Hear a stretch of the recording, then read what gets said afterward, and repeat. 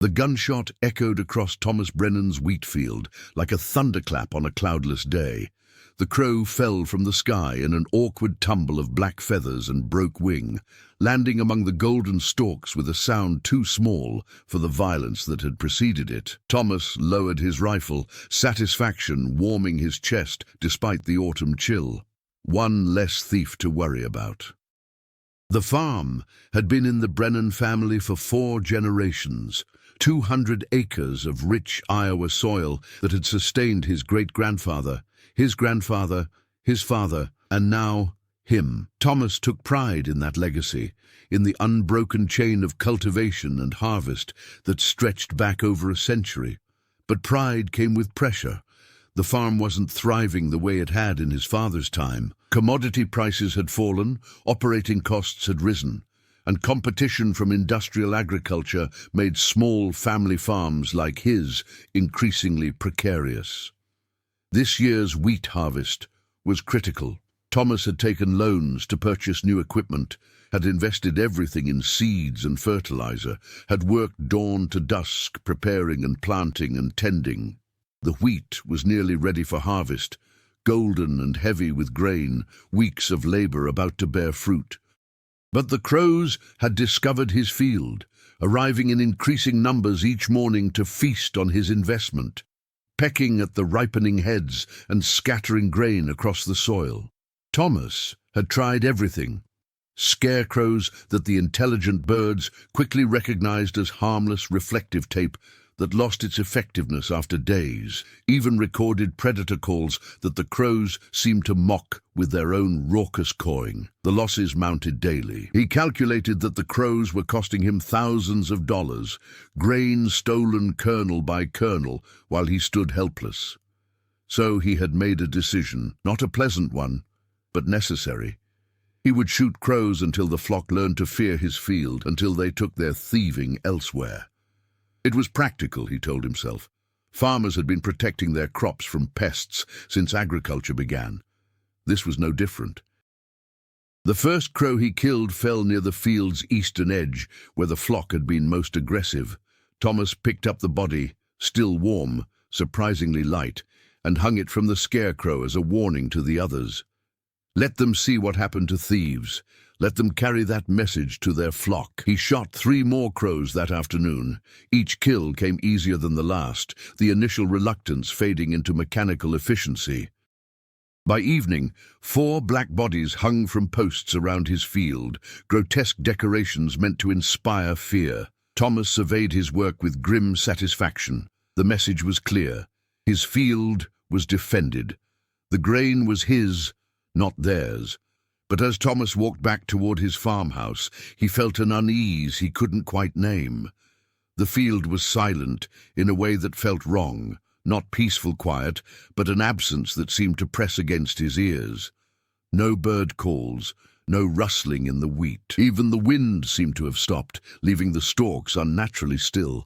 Thomas shook off the feeling. Exhaustion and stress were making him paranoid. The crows were just birds, pests no different from locusts or mice. Killing them was farming, not murder. He had done what was necessary to protect his livelihood, his family's legacy, his future. He went to bed that night with the rifle cleaned and ready beside his door, prepared to continue the war if the crows returned. He dreamed of black wings and golden grain, of scales balanced and found wanting, of a silence so complete it felt like judgment. When dawn broke, Thomas would discover that some silences carry consequences, that nature keeps ledgers more carefully than accountants, that killing, even when justified, sometimes demands payment in currencies beyond calculation. Chapter 2. The Silence. Thomas woke before sunrise, as he had for 40 years of farming.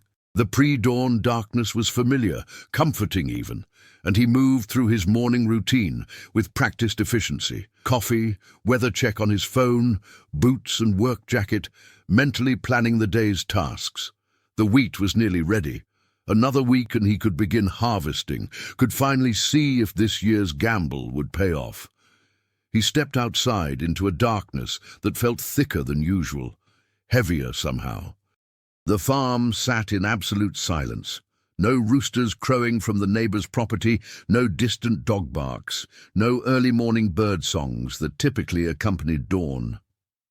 Thomas paused, coffee mug halfway to his lips, listening to the absence. Probably just an unusually quiet morning, he told himself. Weather patterns could suppress animal activity. Maybe a storm was approaching despite the clear forecast. He continued toward the barn, his footsteps on the gravel path, the only sound in a world that seemed to be holding its breath. As he approached the wheat field, the first grey light of dawn revealed something that stopped Thomas mid-stride. His field, 200 acres of golden wheat that had been thick and healthy yesterday, looked different.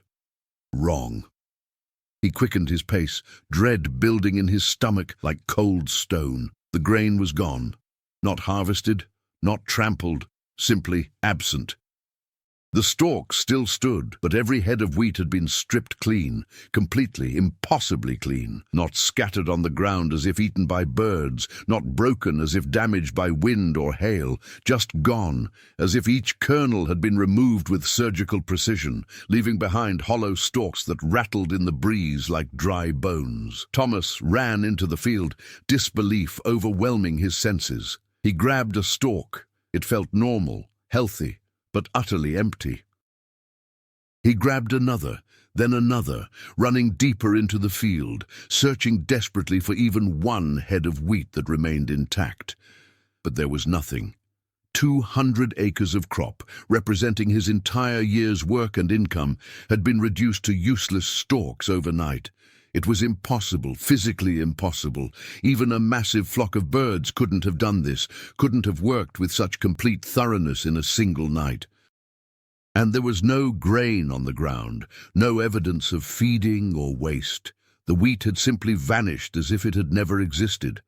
Thomas fell to his knees among the hollow stalks, his mind refusing to process what his eyes were seeing. Financial ruin didn't begin to describe what this meant. The loans he couldn't repay, the equipment he'd purchased with money he didn't have, the legacy farm that would now certainly be lost. His entire world stripped away as completely as the grain from these stalks. And then he noticed the true horror, the silence. His ruined field should have been alive with activity. Birds gleaning fallen grain, insects buzzing, mice scurrying through stalks. But there was nothing, no movement, no sound, no life at all. The field was a graveyard, silent as a tomb. Thomas remembered the crows he had shot, their bodies still hanging from posts around the field's perimeter. He stood and walked to the nearest one on legs that felt disconnected from his body. The crow hung where he had left it, but something was different. Its eyes, which should have been dull and lifeless, seemed to watch him. No. That was impossible. Stress and shock were making him see things that weren't there, but as Thomas backed away from the dead crow, he could have sworn those black eyes tracked his movement, accusing and knowing. The sun rose fully, illuminating the disaster in cruel clarity. Thomas stood alone in his silent, empty field, a man who had killed to protect his harvest, only to lose everything anyway. And in the absolute silence that surrounded him, he felt for the first time that perhaps this wasn't random disaster or cruel luck. Perhaps this was something else entirely, something that felt uncomfortably like justice. By mid-morning, Thomas had called everyone he could think of. The county agricultural extension office, his insurance agent, neighboring farmers, even the university's agricultural department. Each conversation followed the same pattern: initial skepticism, then stunned silence when they saw the field, then confusion and ultimately helplessness. No one had ever seen anything like this.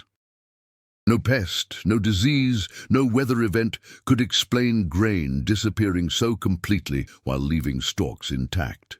"It's like it was harvested by something microscopic," said Dr. Patricia Chen from the university, kneeling in Thomas's field with a tablet full of photos and notes. "But that's impossible. There's no biological mechanism that could do this. No insect colony, no fungus, nothing in nature works this precisely." Thomas didn't mention the crows he had shot. Something kept him silent on that point, as if speaking it aloud would confirm a connection he wasn't ready to acknowledge. Dead birds and missing grain couldn't be related. That would require believing in things that didn't exist, in nature as a conscious force, in retribution from the natural world, in justice beyond human law. His wife Margaret arrived from her job in town around noon, having left work early when Thomas called with the news. She walked through the empty field, with tears streaming down her face, not for the grain, but for her husband, for the farm, for the legacy that was now certainly lost. "We'll figure it out," she said, though her voice carried no conviction. "Insurance might cover some of it. We can get jobs in town, both of us. We can—" "The farm is finished," Thomas interrupted, his voice flat. 4 generations, finished, because the grain just disappeared. They stood together in silence, 2 people facing financial ruin they couldn't understand. Around them, the field remained silent in its unnatural way. No insects hummed, no birds called, no small mammals rustled through the stalks. The absence of life was as complete as the absence of grain. By afternoon, news had spread. Neighboring farmers came to see the impossible phenomenon, standing at the field's edge with expressions ranging from horrified sympathy to superstitious dread. Old-timers muttered about curses and judgment, about the land taking back what was owed, about respecting nature's balance. Younger farmers checked their phones and talked about freak biological events, about filing claims, about whether this could spread to other fields. But none of them would enter Thomas's field. They stood at the perimeter, looking but not touching, as if the emptiness might be contagious. Thomas noticed another strange thing as the day progressed. Animals avoided his property entirely. Birds that normally perched on fence posts and buildings chose other locations. The neighbors' cattle, which usually grazed right up to the property line, stood far back as if an invisible barrier prevented their approach. Even insects seemed absent. No flies, no bees, no ants. His farm had become a dead zone, shunned by every living creature, except the crows. At sunset, a flock of them, massive, hundreds strong, landed in the trees surrounding his property. They made no sound, didn't feed or preen or engage in typical crow behavior. They simply sat in absolute silence, watching Thomas's farmhouse with eyes that gleamed in the fading light. Thomas stood at his window, watching them watch him, and felt fear settle into his bones. These weren't random crows. They were a jury, gathered to observe the consequences of his actions. He knew it with certainty that transcended logic. Knew it the way prey animals know when predators are near. Knew it in the primitive parts of his brain that remembered when humans weren't apex predators, but just another species subject to nature's laws. "Tom, you're scaring me," Margaret said softly. "Come away from the window." But Thomas couldn't move. He stood transfixed as darkness fell and the crows remained, silent sentinels bearing witness to something he had set in motion but didn't yet understand. That night, he didn't sleep. He lay awake, listening to silence so complete it felt like pressure, waiting for he didn't know what, dreading dawn and whatever new horror it might bring. Morning brought fresh catastrophe. Thomas's neighbor, Jim Walsh, appeared at dawn with a face like death. "Tom, my field. It's the same. The wheat is... it's gone. All of it." Thomas followed Jim to his adjacent property and confirmed the nightmare. Jim's wheat field, which had been healthy and full just yesterday, was now stripped bare exactly like Thomas's. Empty stalks rattling in the morning breeze, no grain on the ground, no sign of what had taken it, and the same oppressive silence, the same absence of all life except the crows that now gathered in even larger numbers. By noon, 3 more farmers reported the same phenomenon. Every property touching Thomas's land, every field within a mile radius, all stripped clean overnight. The devastation was spreading outward from Thomas's farm like ripples from a stone dropped in still water. The Agricultural Extension Office sent state officials. Television news crews arrived from Des Moines and Cedar Rapids. Scientists came with equipment and theories, but no explanations. The story went viral. Mysterious grain disappearance strikes Iowa farms. Speculation ranged from terrorism to alien intervention to new crop diseases, but no theory explained the complete absence of grain, with no waste, no residue, no evidence of physical removal. Thomas watched the circus from his porch, knowing what no one else seemed to see. The pattern, the destruction was radiating from his farm, from the place where he had shot the crows. Each morning, fields further from the epicenter lost their grain. Each night, the crow flock grew larger, and with each expansion, the zone of silence, the area where all other life avoided, grew wider. An entomologist from the state university gave a press conference, her voice shaking. "We've documented complete absence of insect life in the affected area. No pollinators, no pests, nothing. It's spreading. If this continues, the entire county could become a biological dead zone. We don't understand what's causing it, but the implications are catastrophic." Thomas knew he should speak up, should tell them about the crows he shot, should make the connection explicit.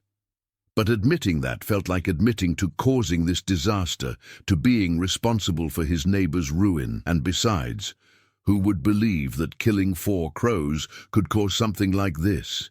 It was insane, impossible, a return to superstitious thinking that had no place in modern agriculture. But on the 4th night, Margaret confronted him. "Tom, I found the rifle. There are 4 bullets missing, and Mrs. Walsh said she heard gunshots the day before this started. What did you do?" Thomas told her everything, the crows eating his grain, his decision to shoot them, the bodies he'd hung as warnings. Margaret listened in silence, her face growing pale. "You have to tell someone," she said. "The scientists, the agricultural office, someone who can understand what's happening." "And say what? That I killed some birds and now nature is punishing me? They'll think I'm insane." "Then what do you think is happening, Tom?" "Really?" Thomas looked out at the darkened fields, at the hundreds of crows sitting in silent vigil, at the spreading zone of emptiness and death. "I think," he said slowly, "that I broke something. A balance, a rule, something fundamental. And now there's a price being paid." "By you? By all of us? How is that fair?" "I don't think fairness enters into it," Thomas replied. "I think this is consequence, cause and effect. I took lives to protect grain, so the grain is taken. I killed out of fear of loss, so loss spreads. I tried to control nature through violence, so nature demonstrates what real control looks like." Margaret was crying now. "That's not how the world works. Animals are just animals. Grain is just grain. There's no cosmic ledger keeping track of every farmer who kills a pest." But Thomas wasn't sure anymore. The evidence surrounding him suggested otherwise, suggested that maybe there were laws beyond human comprehension, balances that humans had forgotten in their rush to dominate and exploit. Maybe the world was more alive, more aware, more capable of judgment than modern civilization acknowledged. That night, the crows did something new. They began to caw, not random calls but coordinated sound, hundreds of voices creating a harmony that was beautiful and terrible. The song rose and fell, echoed across the empty fields, filled the silence with something that felt like accusation and mourning combined. Thomas listened to the crow song and wept, not from fear but from understanding. He finally comprehended what his father had tried to teach him, what generations of farmers before industrial agriculture had known. The land is not property, but partnership. Nature is not resource, but relationship. And breaking that relationship carries consequences that no amount of human ingenuity can control or fix. Dr. Patricia Chen returned to Thomas's farm on the 7th day with an older colleague, Dr. Robert Yamamoto, whose specialty was indigenous agricultural practices and traditional ecological knowledge. They didn't come with equipment or theories, but with questions that made Thomas uncomfortable. "Mr. Brennan," Dr. Yamamoto began, "I've been studying the pattern of this phenomenon. It's too precise to be natural in the conventional sense, but too organic to be human-made. It's radiating from your property specifically.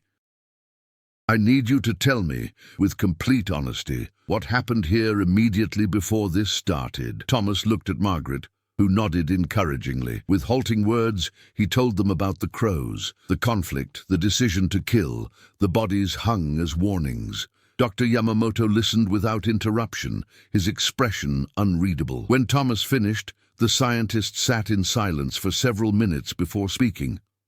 Many indigenous cultures have stories about this. Not identical, but similar. The concept of nature as a conscious force that maintains balance, that responds to violations of that balance with proportional consequences. My grandmother, who was Hopi, called it the great reciprocity, the understanding that everything we take from the world must be balanced by what we give or protect. "That's folklore," Dr. Chen protested. "We're scientists. We need material explanations." "And yet here we are, Doctor." Yamamoto replied gently, "Facing a phenomenon that defies every material explanation. At what point do we consider that our framework for understanding nature might be incomplete?" He turned back to Thomas. "Crows are sacred to many cultures. They're intelligent, social. They remember faces and hold funerals for their dead. They're also associated with balance, with the boundary between life and death, with judgment. In killing them to protect grain, in choosing grain over life, you may have violated something deeper than property law or agricultural practice. You may have broken reciprocity." Thomas felt something release in his chest, not relief, but acknowledgement. Someone finally understood, or at least acknowledged, the possibility of understanding. "Can it be fixed? Can I undo what I did?" "I don't know," Dr. Yamamoto admitted. "My grandmother would have said you need to make restitution, to restore balance, but I don't know what form that would take in this case." That night, Thomas made a decision. He took down the crow bodies he had hung as warnings, now desiccated and hollow, more symbols than remains, and buried them with his own hands in the empty field. He dug 4 graves, each deep enough to be respectful, and laid the birds to rest with words he wasn't sure anyone was listening to. "I'm sorry. I was wrong. I chose my grain over your lives, and I shouldn't have. I was afraid and desperate, and I forgot that we share this land. I forgot that my needs don't outweigh yours. I'm sorry." As he finished the last burial, the crows, now numbering in the thousands, descended from the trees. Thomas braced for attack, for retribution, for the violent justice he probably deserved. But they didn't attack. They landed in the field around him, creating a circle of black bodies that felt like a courtroom or cathedral, and they watched in absolute silence as he completed his task. When the last grave was filled, Thomas knelt in the dirt among the crows and spoke aloud the truth he'd been avoiding. "I can't pay back the grain you would have eaten, but I can pay back your lives. This field won't be planted next year or the year after. For as long as I own this land, these 200 acres will remain fallow, wild, a place where crows and all creatures can eat without fear, without being killed for surviving. That's my restitution. That's my balance." The crows erupted in a cacophony of calls, not threatening but communicative, as if conferring among themselves. Then, as suddenly as they had gathered, they flew away. Not scattering randomly, but departing in a coordinated mass that moved like a single organism, flowing across the sky in patterns too complex to be random, too purposeful to be instinct. Thomas stood alone in his empty field under a sky turning purple with dusk, feeling lighter despite having just vowed to keep his land permanently unproductive. He had made his choice. Now he would see if the world, or whatever force governed these things, would accept it. That night, for the first time in a week, Thomas slept. Dawn broke differently on the 8th day. Thomas woke to sound, tentative at first, then growing. Bird calls. Not just crows, but dozens of species greeting the morning in the universal chorus he had taken for granted until its absence. He rushed to his window and saw movement in the trees: sparrows, robins, finches, all the common birds that had vanished from his property. In the field, small animals moved through the stalks: rabbits, mice, even a deer at the far edge. Insects hummed. The zone of silence, the dead space that had surrounded his farm, was filling with life again. But the grain didn't return. The stalks remained empty, the wheat gone as completely as if it had never existed. Thomas's fields were still ruined, his financial situation still catastrophic. Nature had accepted his restitution but hadn't erased the consequences of his actions. Balance was being restored, but cost remained. He walked through the field as the sun rose and noticed something new: small green shoots emerging from the soil between the dead stalks. Not wheat, something else.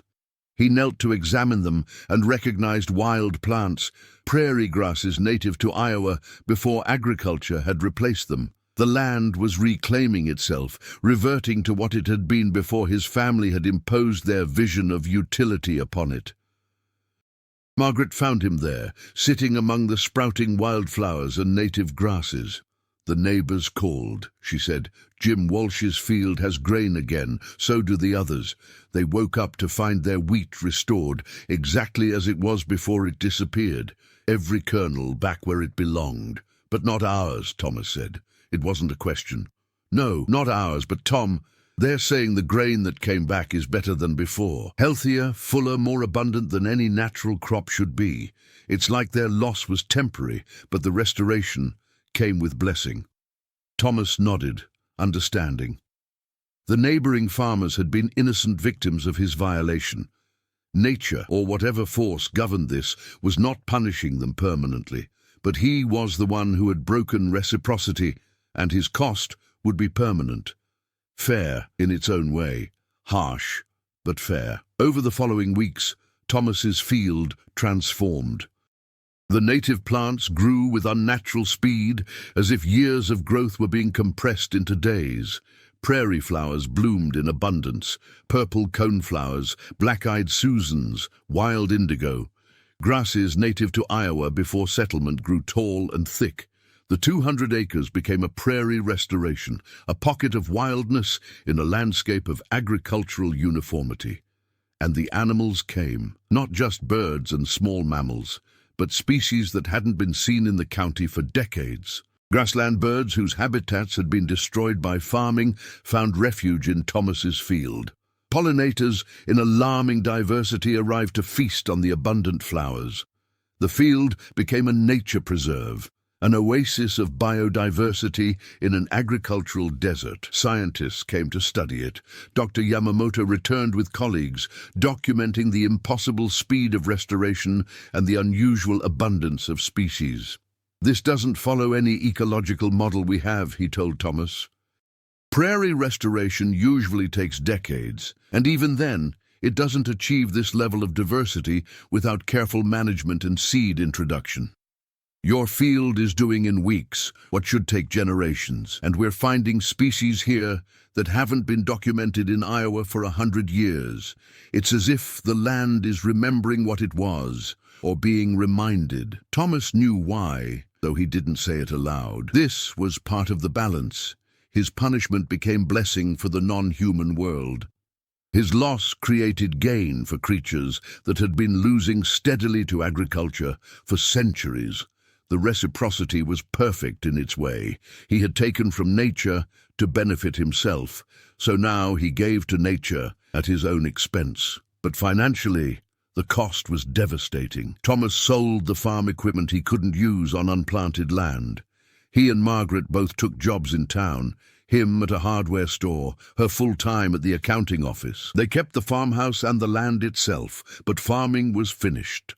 The family legacy, 4 generations of cultivation, ended with Thomas.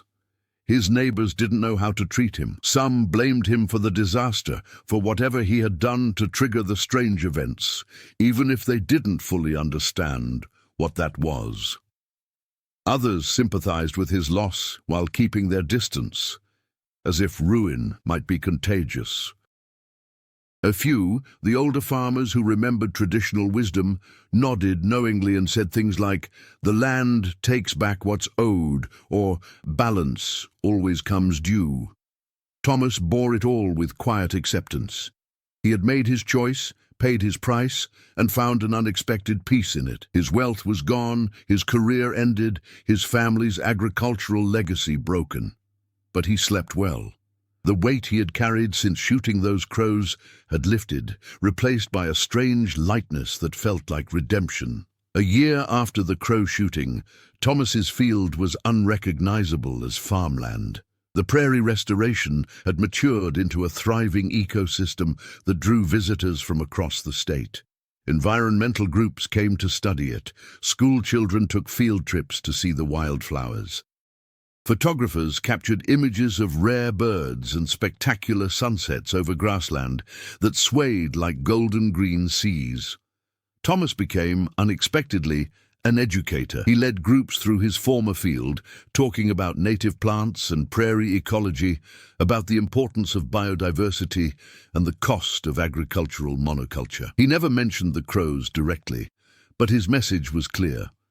Nature demands respect, balance requires sacrifice, and human utility isn't the only value that matters. "People ask me if I regret losing the farm," Thomas told a group of university students visiting for an ecology class. "The honest answer is complicated. I regret how it happened. I regret the choices that led to it. But do I regret what this land has become? No. Look around you. This is what Iowa looked like before we decided grain was more important than everything else. Hundreds of species depend on this single field. If that's the cost of my mistake, maybe it was a cost that needed to be paid." One student, bold enough to ask the question others avoided, "But how did it happen? Everyone knows your grain just disappeared, but no one can explain it." Thomas considered his answer carefully. "I broke something. I won't go into details because you probably wouldn't believe me, and it doesn't matter anyway. What matters is that when we treat nature as resource to be exploited rather than relationship to be honored, there are consequences. Sometimes those consequences are slow: climate change, species extinction, ecosystem collapse. Sometimes they're fast and personal. Mine were fast. Maybe I'm lucky that way. I got to see the consequences of my choices immediately instead of leaving them for future generations." Dr. Yamamoto visited regularly, bringing students and colleagues to study what he called the Brennan restoration. In private conversations with Thomas, he acknowledged what others wouldn't. "What happened here defies scientific explanation, but that doesn't make it less real. Indigenous cultures have always understood what Western science is only beginning to recognize: that nature is more complex, more aware, more responsive than we acknowledge. You experienced reciprocity in its most direct form. That's terrifying, but also, in its way, a gift." "A gift?" Thomas asked bitterly. "You got to see the system work. Most people break reciprocity their whole lives, exploit, consume, destroy, and never face consequences. The cost gets distributed, delayed, hidden, but you saw cause and effect directly. You know with certainty that balance matters. How many people can say that?" Thomas supposed that was true. His experience had given him knowledge that transcended belief or faith. He knew that nature responded to violation, that balance was real, that his actions had consequences beyond what conventional wisdom acknowledged. That knowledge was uncomfortable, but valuable. Emma Thompson, young Emma who had loved Bruno the shelter dog, came to visit with her family, now working on a school project about environmental restoration. She walked through Thomas's prairie with wonder, documenting species and taking photos. At 13, she possessed wisdom beyond her years. "Mr. Brennan," she asked, "people say you gave up farming to create this restoration.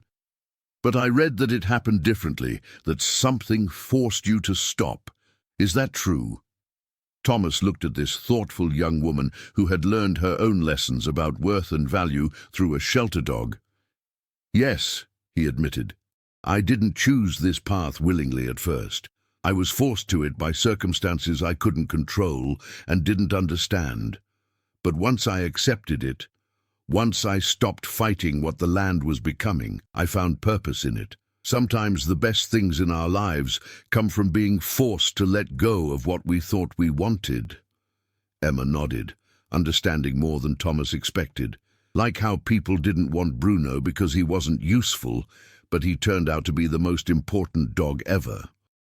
Sometimes we're wrong about what matters. Exactly like that. The prairie attracted not just students and scientists, but also something Thomas hadn't expected: other farmers. Quietly, without fanfare, neighboring farm owners began setting aside portions of their land for prairie restoration.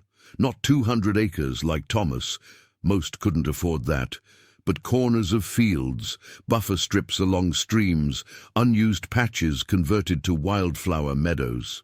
Jim Walsh, whose field had been temporarily struck by the spreading phenomenon, created a 10-acre prairie buffer. For the pollinators, he said when asked, but also because Tom showed us something important. We've been so focused on productivity that we forgot why we farm in the first place: to work with the land, not against it. Balance matters. The movement spread slowly but steadily. Within 2 years, the county had restored nearly 1,000 acres of prairie in scattered patches across farms. Biodiversity increased. Pollinator populations rebounded. The landscape began to look less like a grain factory and more like a partnership between human cultivation and natural systems. Thomas watched this change with quiet satisfaction. His loss had catalyzed something bigger than himself, had shifted perspective in ways that might prevent others from making his mistakes. The price he had paid, his financial ruin, his family legacy ended, was creating value in forms he hadn't anticipated. 5 years after Thomas shot the crows, his prairie had become a state nature preserve. The government purchased the 200 acres, paying off his debts and providing a small pension. Thomas stayed on as caretaker, living in his farmhouse and maintaining the land that had both ruined and redeemed him. The crows returned every autumn, huge flocks that settled in his trees for a few weeks before continuing their migration. Thomas watched them without fear now, even felt a strange kinship with these intelligent creatures who had been both victims and instruments of his education. They seemed to watch him too, not with hostility, but with something that felt like acknowledgement. A treaty honored, a balance maintained. Margaret had adapted to their new life with grace Thomas didn't know she possessed. She gardened now, growing vegetables they shared with neighbors, cultivating relationships rather than commodities. "I never loved farming," she admitted to Thomas one evening. "I loved you, so I accepted the farm. But this life, caring for land without demanding profit from it, feels more honest somehow." The scientific community continued studying the Brennan restoration, documenting its unusual ecology and impossible species diversity. Papers were published, theories proposed, but no conventional explanation satisfied all the data. Dr. Yamamoto's suggestion that some phenomena transcended current scientific frameworks gained quiet acceptance among researchers who had seen too much strangeness to dismiss it entirely. But for the general public, Thomas's story took on mythic quality. It was shared in environmental circles as a cautionary tale, in agricultural programs as an example of restoration, in spiritual communities as proof that nature possessed consciousness and moral agency. Thomas became a reluctant symbol, representing both human hubris and the possibility of redemption through humility. A filmmaker came to make a documentary, wanting to tell the whole story, including the crows and the mysterious grain disappearance. Thomas declined. "The details don't matter," he told the disappointed director. "What matters is that I tried to control nature through violence, and I learned that nature is ultimately uncontrollable, that balance can't be demanded, only respected, that there are laws beyond our legal codes and market forces. Tell that story however you want, but leave the specifics to people who were there." On the 5th anniversary of the shooting, Thomas stood in his prairie at dawn and performed a private ritual. He scattered seeds, not grain, but native wildflowers, at the spots where he had buried the 4 crows. The graves had long since been absorbed by the prairie, invisible beneath grass and blooms, but Thomas remembered their locations precisely. "Thank you," he said simply, "for teaching me what I needed to learn, even though the lesson was painful, for showing me that my way wasn't the only way, that my needs weren't supreme, for giving me a chance to make restitution. I'll care for this land until I die, and I'll make sure whoever comes after me understands what it represents. That's my promise. That's my balance maintained." The prairie grass whispered in the wind, and somewhere in the trees a crow called. Not raucously but musically, a sound that could have been approval or simply existence, nature being itself without regard for human interpretation.